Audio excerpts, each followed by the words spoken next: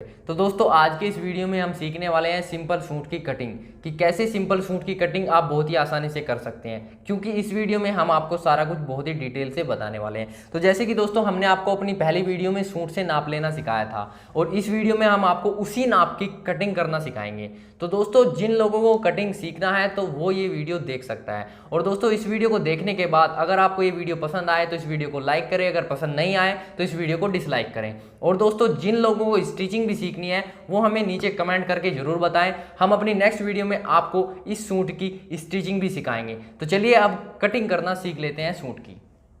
तो दोस्तों कटिंग सीखने के लिए आपको सबसे पहले सीखना होगा अपने कपड़े को बिछाना, किस प्रकार से हमारा कपड़ा बिछाया जाता है। तो जैसे कि ये हमारा कपड़ा है, हम इसको मार्केट से लाए हैं, ये सेम ऐसे ही रखा हुआ है जैसे कि मार्केट से आता है। तो अब हम आपको इसको खोलना और फिर इसको बिछाना सारा कुछ बताने वाले हैं। तो इसको खोलना कैसे है, देखिए सबसे पहले ऐसे खोल लीजिए, ऐसे, और फिर ऐसे, और जो फिर ये कपड़ा है ये ऐसे। उसके बाद दोस्तों आपको करना क्या है, बस सिर्फ अपने कपड़े को ऐसे खोल देना है। तो ये देखिए ये हमारा 2 मीटर कपड़ा है और हमारा जो साइज़ है वो 2 मीटर कपड़े में से आराम से बन जाएगा। तो दोस्तों जैसे कि हमने अपने कपड़े को खोल लिया है, अब हम आपको एक चीज़ और बताते हैं कि कपड़े को फोल्ड करने के लिए आपको क्या पॉइंट याद रखना है और क्या पॉइंट ध्यान रखना है। दोस्तों जैसे कि आपका दामन, जो आपका दामन होता है उसके अकॉर्डिंग कपड़ा फोल्ड किया जाता है। तो जैसे कि हमारा दामन यहाँ पर 20 इंच है तो हम 20 इंच का आधा करेंगे। 20 इंच का आधा होता है 10 इंच। दोस्तों आपको अपने दामन के अकॉर्डिंग ही कपड़ा फोल्ड करना है, बिल्कुल। तो दोस्तों जैसे कि हमारे दामन का आधा 10 इंच है, उसमें हमें 1.5 इंच का मार्जिन भी ऐड करना है, यानी कि 20 का आधा 10 इंच और 10 इंच में फिर हमें 1.5 इंच ऐड करना है, वो हो जाएगा 11.5 इंच। तो पहले हम अपने कपड़े को थोड़ा इस प्रकार ऐसे फोल्ड कर लेते हैं। अब दोस्तों हमें नापना है यहाँ पर 11.5 इंच। जो हमारी ये कन्नी है, देखिए यहाँ पर जो हमारे कपड़े में कन्नी होती है, इस कन्नी को आपको छोड़ देना है, मतलब इस कन्नी को आपको नहीं नापना। तो हमने जैसे कि यहाँ पर अपने कपड़े को ऐसे फोल्ड कर लिया है। फोल्ड करने के बाद अब हम अपने इंची टेप को जो है दोस्तों देखिए यहाँ पर इस तरीके से अपनी जो ये कन्नी है, कन्नी को आगे की तरफ निकाले रखेंगे और यहाँ पर इंची टेप रखकर अपना 11.5 इंच पर फोल्ड करेंगे। तो इसके लिए क्या करना है, आपको अपने पहले 11.5 इंच पर निशान लगा लेना है, ताकि आपको मालूम रहे कि आपका 11.5 इंच कहाँ पर बैठता है, नीचे भी और ऊपर भी। तो अब दोस्तों जैसे कि यहाँ पर हमें अपना कपड़ा ऐसे पकड़ना है मार्क से और ऐसे थोड़ा हिला हिलाकर बिल्कुल बराबर ऐसे कर देना है। तो ये देखिए दोस्तों ये हमारा कपड़ा बिल्कुल ऐसे फोल्ड हो चुका है। इसके बाद दोस्तों यहाँ पर हमें अपने कपड़े पर थोड़ी प्रेस लगा लेनी है, ताकि हमारा कपड़ा बिल्कुल फिनिशिंग से यहाँ पर बैठ जाए। आपको भी प्रेस लगानी है। तो दोस्तों देखिए यहाँ पर हमने अपने कपड़े पर बिल्कुल अच्छे से प्रेस कर ली है, आपको भी इसी तरीके से करनी है। अब मैं आपको एक बात और बता दूं, अगर आपके दामन का साइज कुछ भी हो, आपको उसका आधा करना है, उस आधे में आपको 1.5 इंच प्लस करना है और फिर अपने कपड़े को ऐसे फोल्ड कर देना है। तो अब दोस्तों क्या करना है, अब आपको सबसे पहले ऊपर की तरफ एक सीधा निशान लगा लेना है। इस तरीके से सीधा निशान लगाने से आपका ये फायदा होगा कि आपका जो तीरा होगा वो बिल्कुल सीधा कटेगा ऊपर की तरफ। देखिए दोस्तों यहाँ पर हमने बिल्कुल सीधा निशान लगाया। अब हम इसको काट कर अलग कर देंगे। तो यहाँ पर काट कर हमने बिल्कुल इसको बराबर कर दिया है। इसके बाद हमें लगाना होता है अपनी लंबाई का निशान। आपकी लंबाई कुछ भी हो, आपको अपने इंची टेप को इस प्रकार ऊपर की तरफ मिलाकर रखना है और नीचे की तरफ जितनी भी आपकी लंबाई है उतना ही निशान लगाना है। बस सिर्फ उसमें 1/2 इंच ऐड करना है। 1/2 इंच क्यों ऐड करना है, जब आप अपने सूट की कटिंग कर लेंगे और उसे मतलब फ्रंट को बैक में अटैच करेंगे तो आपकी कंधी जुड़ते वक्त आधा इंच का मार्जिन वहाँ पर चला जाएगा। तो आपको आपकी जितनी भी लंबाई रखनी है सिर्फ उसमें आधा इंच ऐड करना है। तो जैसे कि हमारी यहाँ पर लंबाई 36.5 इंच थी, तो हम इसमें 1/2 इंच ऐड कर लेंगे, तो हो जाएगी हमारे यहाँ पर 37 इंच। तो 37 इंच पर हम देखें यहाँ पर इस प्रकार से निशान लगाएंगे। ये हमने सीधा निशान लगाया इस प्रकार। अब आपको एक काम और करना है, आपको इसमें 2.25 इंच, 2 इंच या 2.25 इंच ऐड करना है। अगर आप अपने सूट की में तुरपाई करते हैं, अगर आप सिलाई से फोल्ड करते हैं तो आप 1 इंच लें, अगर आप तुरपाई से फोल्ड करते हैं तो आप 2 या 2.25 इंच लें। तो हम यहाँ पर नीचे की तरफ 37 में 2 इंच और ऐड कर देते हैं मार्जिन के लिए, जो तुरपाई के लिए फोल्ड होगा इस प्रकार से। अब हमें क्या करना है दोस्तों, अब हमें लगाना है अपने आर्म होल का निशान। आर्म होल का निशान जो हम लगाएंगे ऊपर से 6.5 इंच यानी कि 6.5 इंच पर लगाएंगे इस तरीके से। 6.5 इंच पर दोस्तों 95% 6.5 इंच पर ही निशान लगाते हैं ज़्यादातर। 44 इंच ब्रेस्ट तक आपको भी 6.5 इंच पर निशान लगाना है सिंपल सूट की कटिंग करने के लिए। उसके बाद क्या करना है दोस्तों, आपको लगाना है अपनी कमर का निशान। इंची टेप को यहीं रखे रहना है। उसके बाद जो कमर का निशान लगाया जाता है वो लगाया जाता है 14 इंच पर। अगर आपकी जो हाइट है, मतलब कि नॉर्मल हाइट है, कम हाइट है, तो आपको 14 इंच पर निशान लगाना है। अगर आपकी हाइट थोड़ी ज़्यादा है तो आपको 14.5 इंच पर निशान लगा लेना है। ये डिपेंड करता है आपके कस्टमर पर कि उनकी हाइट कितनी लंबी है या फिर उनकी हाइट कितनी कम है। कम है तो 14 इंच पर निशान लगाएं, थोड़ी ज़्यादा है तो 14.5 इंच पर निशान लगा लें कमर का। उसके बाद दोस्तों आपको निशान लगाना है अपने हिप का। हिप का निशान हम लगाएंगे ऊपर से 21 इंच पर। ज़्यादातर हिप का निशान भी ऊपर से 21 इंच पर ही लगाया जाता है। यहाँ पर आप अपने कस्टमर से पूछ भी सकते हैं कि आपको अपने हिप, मतलब कि जहाँ पर चाक पल्ले खुलते हैं, वो कितने इंच पर रखने हैं। वैसे नॉर्मली 21 इंच पर हिप का निशान लगाया जाता है। अब इसके बाद हमें क्या करना है, अपने सारे निशानों को सीधा कर लेना है स्केल की मदद से।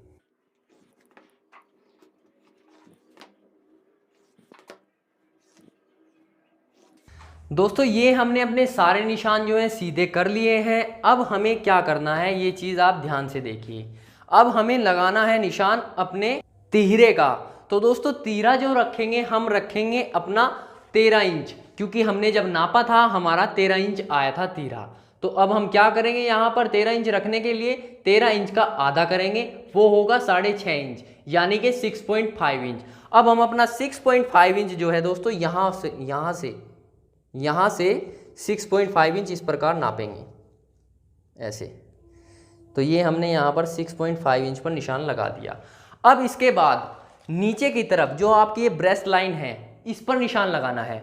इस पर निशान कैसे लगाना है और क्यों लगाना है, इस पर निशान हमें दोस्तों, जैसे हमने यहाँ पर 6.5 इंच पर अपना तीरा रखा है, आपका तीरा चाहे कितना भी हो आपको उसका आधा करके निशान लगा लेना है। फिर उसके बाद उस तीरे में से 1 इंच कम कर लेना है। जैसे कि यहाँ पर हमने 6.5 इंच पर निशान लगाया, उसमें से 1 इंच कम किया तो वो होगा 5.5 इंच। अब हम यहाँ पर 5.5 इंच पर निशान लगा देते हैं। अब आपके दिमाग में ये बात आई होगी कि ये निशान लगाया क्यों है। दोस्तों ये निशान इसलिए लगाया है ताकि आपके जो आर्म होल होता है इसकी शेप जो है अच्छी आए। क्योंकि काफ़ी बार क्या होता है दोस्तों, आपके आर्म होल की साइड में यहाँ पर झोल आता है, तो झोल ना आने के लिए हम इसको ऊपर से 1 इंच कम पर निशान लगाते हैं। आप दोस्तों इसको आधा इंच कम या फिर 0.25 इंच कम भी कर सकते हैं। वो डिपेंड करता है आपकी बॉडी स्ट्रक्चर पर कि आपकी बॉडी स्ट्रक्चर किस तरीके की है। जब आप किसी का नाप लेते हैं, जैसे कि हमने तो सूट का नाप लेना आपको बताया हुआ है, तो हमने यहाँ पर अपने दिमाग से उस सूट की फिटिंग को देखकर ऊपर से नीचे की तरफ, मतलब ऊपर वाले निशान से 1 इंच कम किया है। आपको भी ऐसे ही कम करना है। और अब हम दोस्तों अपने इन निशानों को एक दूसरे से मिला लेंगे इस तरीके से। तो यहाँ पर ये हमने अपने निशान मिला लिए हैं। अब आपको क्या करना है, आपको लगाना है निशान अपनी ब्रेस्ट का। तो जैसे कि हमने यहाँ पर अपने सूट का नाप लिया हुआ है, तो इसमें आपको कोई भी लूजिंग नहीं डालनी है, ये चीज़ आपको ध्यान रखना है। तो जैसे कि हमारी ब्रेस्ट यहाँ पर 36 इंच है, अगर आप सूट से नाप लेते हैं तो आपको कोई लूजिंग नहीं डालनी है। जितनी भी आपकी ब्रेस्ट है उसका चौथाई भाग करना है, यानी कि जैसे कि हमारी ब्रेस्ट 36 इंच है तो हम यहाँ पर 36 को 4 से डिवाइड करेंगे और बराबर में जो हमारा आएगा वो आएगा 9 इंच। देखिए हमने यहाँ पर अपनी 36 इंच ब्रेस्ट को 4 से भाग किया तो हमारा आया हुआ है 9 इंच। आपकी ब्रेस्ट कुछ भी हो, मान लीजिए 40 इंच आपकी ब्रेस्ट है, तो आपको क्या करना है, 4 से भाग करना है और उसी का मार्क आपको यहाँ पर लगा देना है। उसमें कोई लूजिंग नहीं डालनी, ये चीज़ आपको ध्यान रखनी है। तो यहाँ पर हम डायरेक्टली 9 इंच पर अपना मार्क ऐसे लगा देते हैं। 9 इंच यहाँ पर रखा अपने कोने पर इधर की साइड, और ऊपर पीछे ऊपर की तरफ यहाँ पर 9 इंच पर निशान लगा दिया। अब इसके बाद दोस्तों आपको जो निशान लगाना है वो लगाना है अपनी कमर का निशान। तो कमर देखिए हमारी यहाँ पर 30 इंच है, तो 30 इंच का भी आपको चौथाई भाग करना है। तो देख लीजिएगा, जैसे कि हमारी कमर जो थी 30 इंच है, थोड़ा इसको, जैसे कि हमारी कमर जो है 30 इंच है, 30 का आपको चौथाई भाग करना है, वो आएगा करीबन 7.5 इंच। तो ये देखिए दोस्तों, यहाँ पर हमने अपना 7.5 इंच पर निशान लगाएंगे। अगर आपकी कमर ज़्यादा होती है तो आपको उसको 4 से डिवाइड करना है, जितना भी आता है यहाँ पर उतने पर ही मार्क लगा लेना है। तो हमारा जो आया है यहाँ पर 7.5 इंच आया है, तो हम अपना 7.5 इंच पर निशान लगाएंगे। उसके बाद दोस्तों आपको निशान लगाना है अपने हिप का। हिप में भी आपको कोई लूजिंग नहीं देनी है। लूजिंग क्यों नहीं देनी है, क्योंकि आपने अपने सूट से नाप लिया था, ये चीज़ आपको ध्यान में रखनी है। तो देखिए दोस्तों, जैसे कि हमारे हिप यहाँ पर 37 इंच है, 37 इंच, तो हमें इसको भी 4 से डिवाइड करना है। तो जैसे कि हम 37 इंच को 4 से डिवाइड करेंगे तो वो आएगा हमारा 9.25 इंच, यानी कि 9.25 इंच। अगर आपके हिप कुछ भी होते हैं, मान लीजिए कुछ भी है टू जेड, सिर्फ आपको उसको डायरेक्टली 4 से डिवाइड करना है और उतना ही मार्क आपको यहाँ पर लगा देना है। तो हमारे यहाँ पर 9.25 इंच आए हैं, तो हम यहाँ पर 9.25 इंच पर ऐसे मार्क लगा देते हैं। अब दोस्तों बारी आती है दामन की। तो हमारा जो दामन था वो 20 इंच था फ्रंट पल्ले का, और जो टोटल मान ली जो टोटल देखा जाएगा वो था 40 इंच। अगर आप टोटल नापते हैं तो आपको 4 से डिवाइड करना है। अगर आप फ्रंट का पल्ला नाप लेते हैं अपने सूट से, जैसे कि वो 20 इंच था हमारा, तो आपको उसको 2 से भाग करना है, मतलब कि 2 से डिवाइड करना है। तो 20 का आधा होगा 10 इंच। तो हमें यहाँ पर अब अपना 10 इंच पर ऐसे मार्क लगा देना है। आपका दामन कुछ भी हो, आपको भी इसी तरीके से निशान लगाना है अपने दामन का हाफ करके। तो दोस्तों अब आपको क्या करना है, अब आपको अपने सारे निशान जो हैं सीधे कर लेने हैं, सारे निशान एक दूसरे से मिला लेने हैं।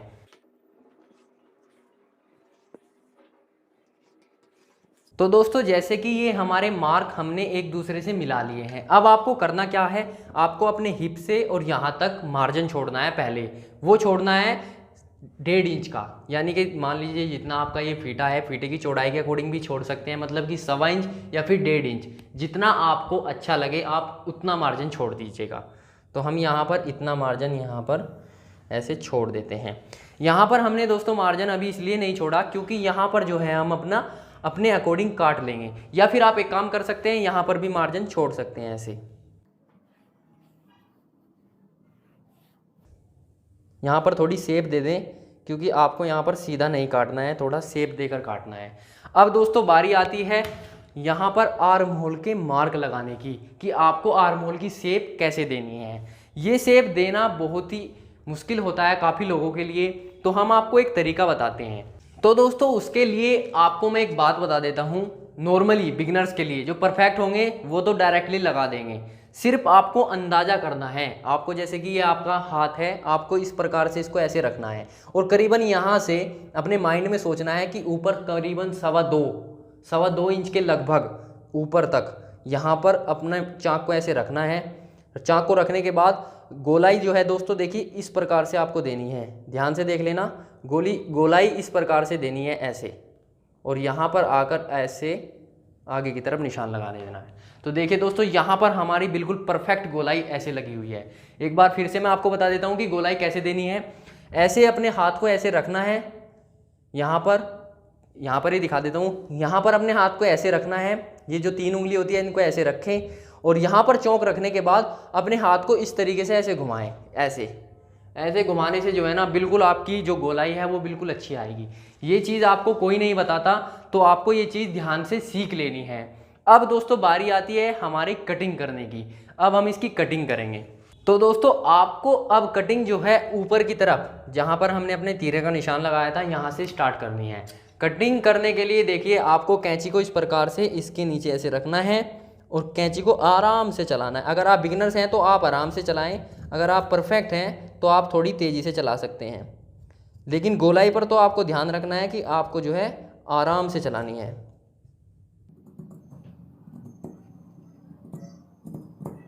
तो देखिए दोस्तों यहाँ पर हमारी जो गोलाई है ऐसे कट चुकी है। अब इसके बाद क्या करना है, हमें यहाँ पर अपनी जो ये हमने मार्जिन छोड़ा था, मार्जिन वाले मार्क पर ही ऐसे कटिंग कर देनी है। यहाँ पर थोड़ी गोलाई लेके चलेंगे ताकि आपके सूट में सिलाई लगाते वक्त थोड़ी फिनिशिंग आ जाए। आपको मतलब इसी गोलाई के अकॉर्डिंग सिलाई लगानी है। जब आप यहाँ पे सिलाई लगाएंगे तो इसी गोलाई के अकॉर्डिंग सिलाई लगानी है, ऐसे नहीं सीधी ऐसे सिलाई नहीं लगानी है, थोड़ी गोलाई में सिलाई लगानी है। अब हम सारे ऊपर से नीचे तक इसको काट देते हैं।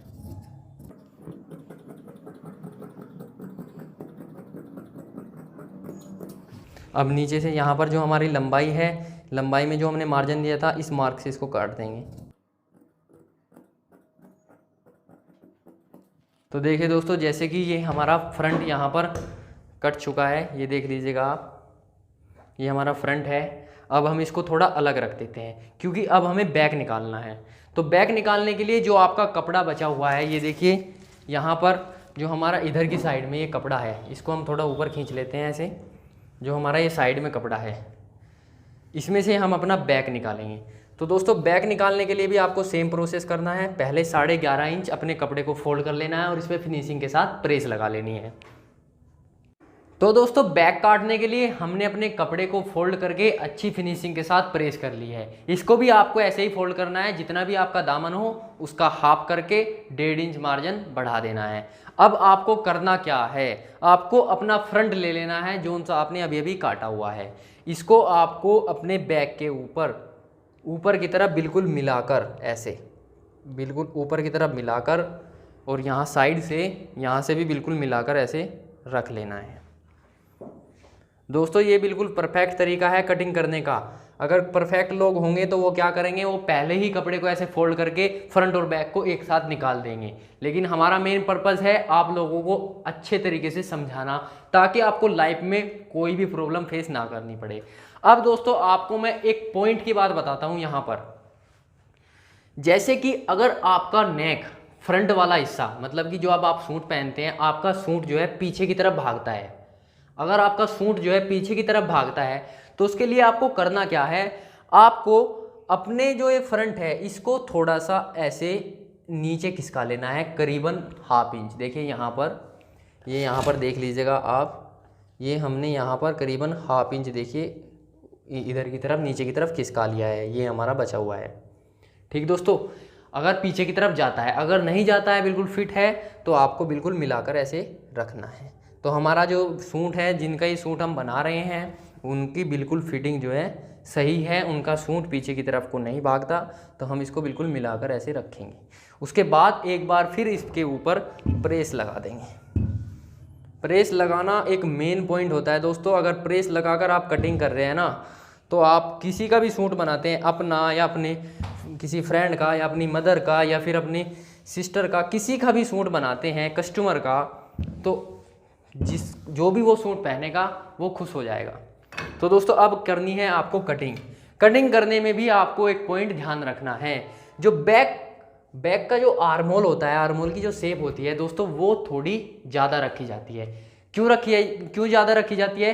क्योंकि जब हम यहाँ पर सिलाई लगाते हैं तो आपके जो शेप होती है आर्महोल की, उसमें कोई भी झोल वगैरह नहीं आता और फिटिंग भी अच्छी रहती है। तो इसलिए यहाँ पर थोड़ा हमें ज़्यादा रखना होता है इस वाले हिस्से पर।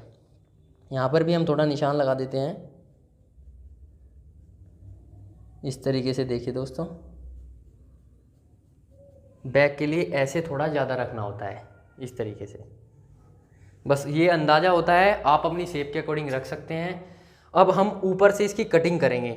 जो हमारा बैक आर्महोल है सिर्फ यहाँ पर कटिंग करेंगे, बाकी सारा कुछ सेम काट देंगे।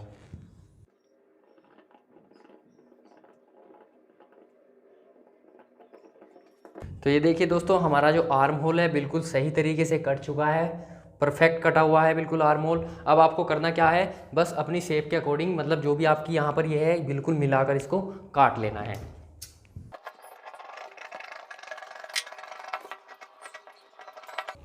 तो दोस्तों देखिए यहाँ पर जो हमारा फ्रंट और बैक है बिल्कुल कटकर तैयार हो चुका है। अब इसके बाद जो होती है हमारी आस्तीन काटी जाती है, लेकिन उससे पहले आपको एक पॉइंट, मतलब कि एक काम करना होता है। क्या काम होता है वो, मतलब यहाँ पर कट लगाने होते हैं। जैसे कि ये वाला निशान है लेंथ वाला, हिप वाला, कमर वाला, और यहाँ पर ये वाला, इन पर आपको कट लगाने होते हैं। कट कैसे लगाते हैं, अपनी उंगली को ऐसे मार के नीचे रखना है और कैंची से ऐसे काट देना है। ये देखिए यहाँ पर कितना अच्छा कट लगा है, बिल्कुल ध्यान से देख लीजिएगा, ऐसा कट लगाना है आपको।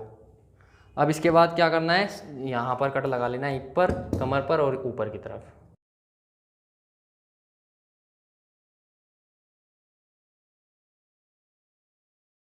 तो दोस्तों देखिए यहाँ पर हमारा सूट जो है बिल्कुल कटकर तैयार हो चुका है। अब हमें काटनी है अपनी आस्तीन। तो दोस्तों आस्तीन काटने के लिए जो हमारा साइड से कपड़ा बचा हुआ है, इसको फोल्ड कैसे करना है देखिए। अपना ये वाला कोना पकड़ना है, इधर वाला और इधर वाला, इन दोनों को ऐसे मिलाने हैं, ऐसे मिलाया और फिर अपना ऐसे इसको किया और फिर थोड़ा झटक दिया। झटकने से क्या होगा, जो झोल वगैरह होगी सारी निकल जाएगी। अब इसको हमें ऐसे फोल्ड कर देना है। फोल्ड करने के बाद आपको क्या करना है, जो आपका ये एक्स्ट्रा कपड़ा निकल रहा है इसको काट कर फेंक देना है। ये कोई काम का नहीं है अभी। तो देखिए दोस्तों हमने यहाँ पर इसको ऐसे फोल्ड किया। अब फोल्ड करने के बाद इस पर हम एक बार फिर प्रेस लगा लेंगे।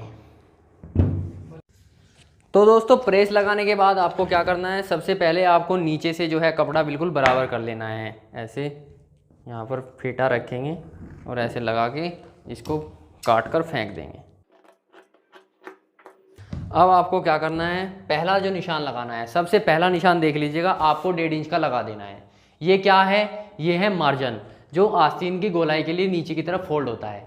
तो यहाँ पर हम 1.5 इंच का ऐसे मार्क लगा देते हैं। ऐसे मार्क लगाया और इस मार्क को अब हम सीधा कर देते हैं। मार्क को इस प्रकार सीधा करने के बाद अब आपको लगानी है अपनी आस्तीन की लंबाई।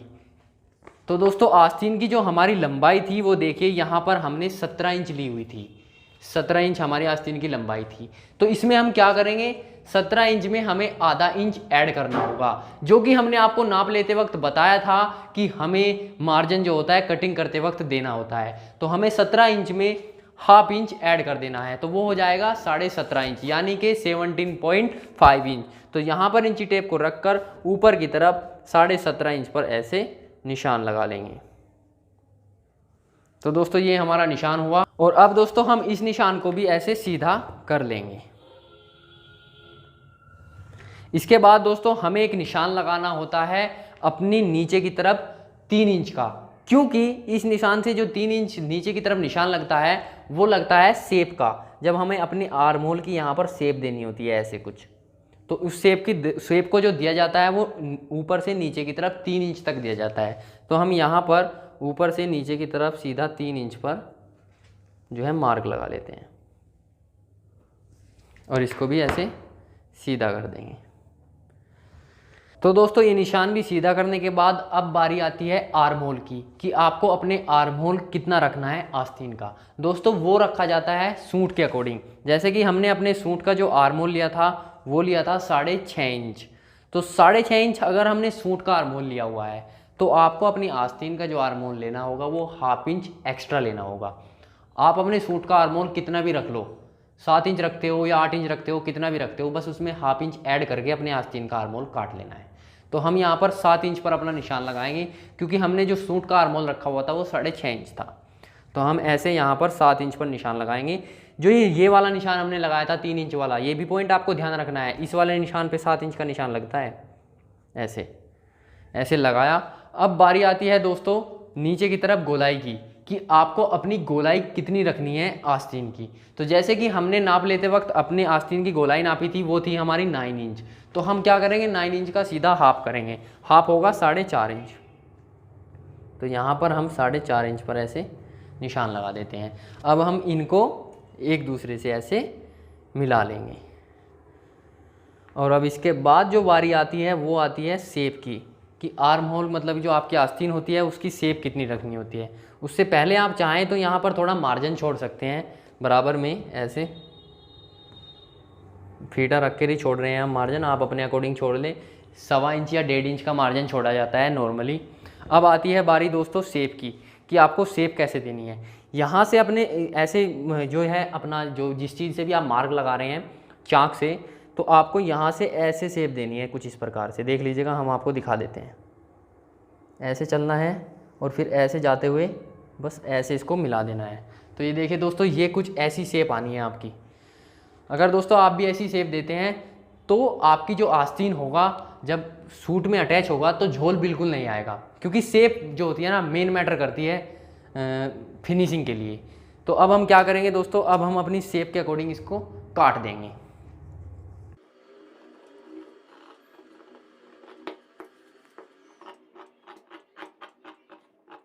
तो दोस्तों देखिए, ये हमारी आस्तीन कट चुकी है। अब बारी आती है दोस्तों शेप देने की, फ्रंट और बैक की, कि फ्रंट कौन सा हिस्सा रखा जाएगा और बैक कौन सा हिस्सा रखा जाएगा। तो इसके लिए आपको अपनी आस्तीन को ऐसे खोलना है। देखिए 2 आस्तीन हमने एक साथ काटी थी, तो दोनों आस्तीन को ऊपर से मतलब कि ऐसे पकड़ना है और ऐसे खोल लेना है।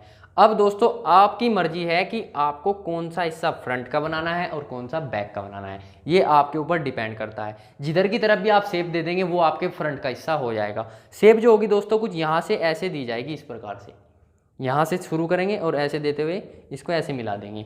तो पहले हम आपको कैंची से ही बता देते हैं, क्योंकि कैंची से शेप देंगे डायरेक्ट तो अच्छी शेप आएगी। मार्क से भी हम आपको चलो बता देते हैं। यहाँ से क्या करना है, ऐसे जाना है, ऐसे थोड़े मार्क लगाकर ऐसे, और ऊपर की तरफ इसको ऐसे यहीं पर मिला देना है इस कोने पर। ये देखिए, तो दोस्तों ये हमारी शेप का निशान लगेगा बिल्कुल परफेक्ट। तो इसके लिए अब हम क्या करेंगे, इसको ऐसे मार्क पर ही काट देंगे। जिधर आपकी शेप होती है दोस्तों, ये चीज़ आपको ध्यान रखनी है, वही आपका फ्रंट वाला हिस्सा है, मतलब कि वही आपके सूट के फ्रंट पार्ट में जुड़ेगा उधर की साइड से ही। अब फिर हम इसको ऐसे फोल्ड कर देते हैं, और फोल्ड करने के बाद क्या करेंगे, यहाँ पर कट लगा लेंगे अपने जो ये वाले हिस्से हैं, मतलब कि जहाँ पर हमारी गोलाई है यहाँ पर और यहाँ पर। कट लगाना भी बहुत ज़्यादा ज़रूरी होता है, क्योंकि कट लगाने से पता रहता है कि हमारा आस्तीन कहाँ तक जुड़ने वाला है। तो ये देखिए दोस्तों, हमने अपनी आस्तीन, अपने सूट का फ्रंट और बैक सारा कुछ काट लिया है। इसके बाद भी अगर अब भी कोई प्रॉब्लम रह जाती है तो कमेंट करके बताना। कुछ भी दिक्कत होती है या फिर मेरे समझाने में कोई भी प्रॉब्लम आपको लगती है, या फिर ये लगता है कि मुझे कुछ और भी आपको बताना था, तो कमेंट करके ज़रूर बताना। मैं कोशिश करूंगा कि आपको वो अपनी अगली वीडियो में स्टिचिंग में और भी अच्छे तरीके से बता सकूं। तो दोस्तों आज का ये वीडियो हमारा यहीं पर ख़त्म होता है। इसके बाद हम मिलते हैं अपनी नेक्स्ट वीडियो में, जिसमें हम आपको इसी सूट की स्टिचिंग करना बताएंगे। दोस्तों आप हमारी कटिंग और स्टिचिंग की वीडियो देखकर अपने हर साइज़ के लिए कटिंग और स्टिचिंग कर सकते हैं। सिर्फ नाप जो है हमारा अलग था, मेथड वही फॉलो करना है जो हमने इस सूट को काटते वक्त फॉलो किया है। आपको भी वही मेथड फॉलो करना है। और दोस्तों अगर आपको हमारे समझाने का तरीका अच्छा लग रहा है तो प्लीज़ उन लोगों के पास इस वीडियो को जरूर शेयर करना जो लोग अभी अभी बिगिनर्स हैं और जो लोग सिलाई सीखना चाहते हैं। उन लोगों के पास शेयर जरूर कर दें, ताकि उनका पैसा बच जाए वेस्टेज होने से और वो अपने घर बैठे ही सिलाई सीख सके। तो दोस्तों मिलते हैं अपनी नेक्स्ट वीडियो में, उसमें हम आपको इसी सूट की कटिंग और स्टिचिंग मतलब स्टिचिंग सिखाने वाले हैं। तब तक के लिए thank you for watching, tata bye bye.